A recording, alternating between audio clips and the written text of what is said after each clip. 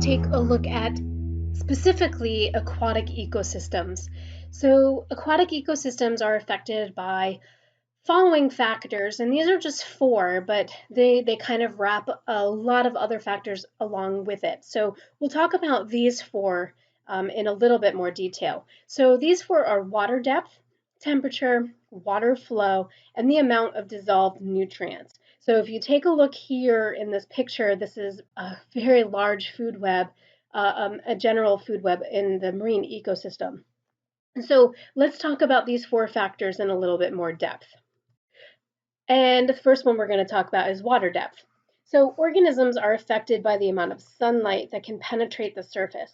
So if we take a look at those photosynthetic organisms, it really is important to know that you'll probably find most of those organisms in the photic zone.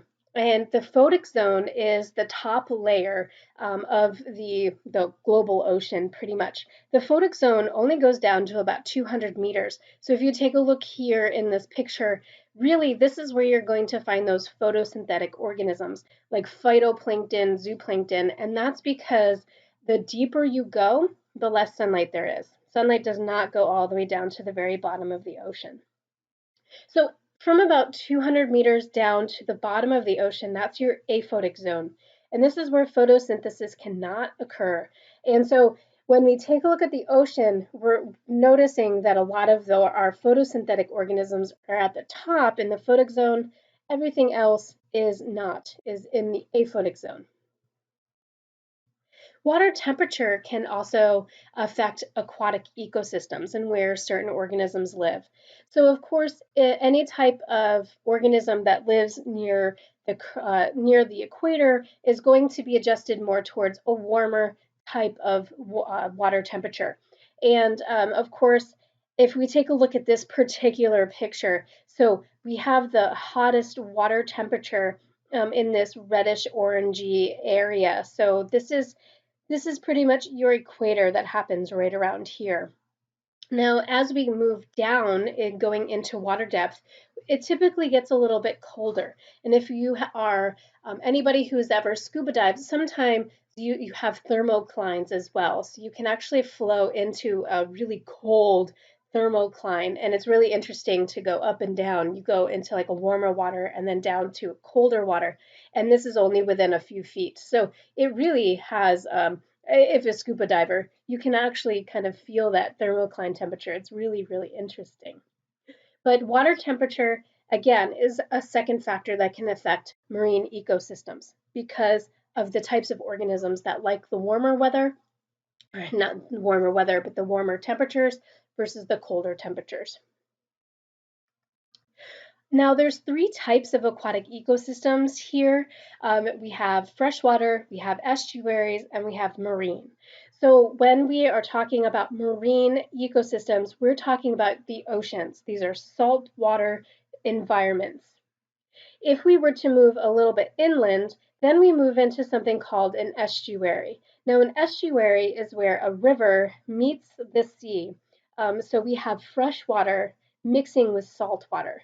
And so you have certain organisms that actually like to live in this type of environment that's a little bit salty, a little bit fresh. And then we have fresh water, which is not salt water. It is fresh water, not salty at all.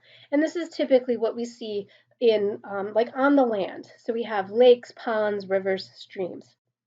Now, there are some organisms that, let's say, for instance, a type of fish, they actually will go into more of this estuary, into a salty environment to lay their eggs, yet they typically live in freshwater. So a lot of different types of organisms might prefer freshwater to saltwater or the brackish water here, which is that estuary type environment.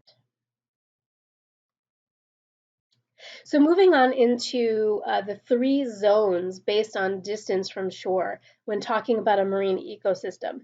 Now this is a little different than what we talked about earlier with the photic zone and the aphotic zone, basically the photosynthetic zone versus the part of the ocean where no photosynthetic organisms live. This is based on distance from shore, and we have three types of zones here. We have the intertidal zone, which is the closest to shore, And so we can probably walk out on this intertidal zone a little bit. It's not very deep. Our second zone here is the coastal ocean. Now for humans, we probably cannot walk here on this continental shelf, but it's not like really deep ocean. And then we have the open ocean here. Notice, look at the vast space here. Now the open ocean, if you look, is actually comprised of 90% of the world's ocean area. So a lot of this area is the open ocean. So again, if you take a look, here's their photic zone and aphotic zone. So remember, this doesn't have anything to do with the distance from shore. We can have photosynthetic organisms here in the intertidal zone, and we could have them over here in the open ocean. So that doesn't have distance from shore connotations to it.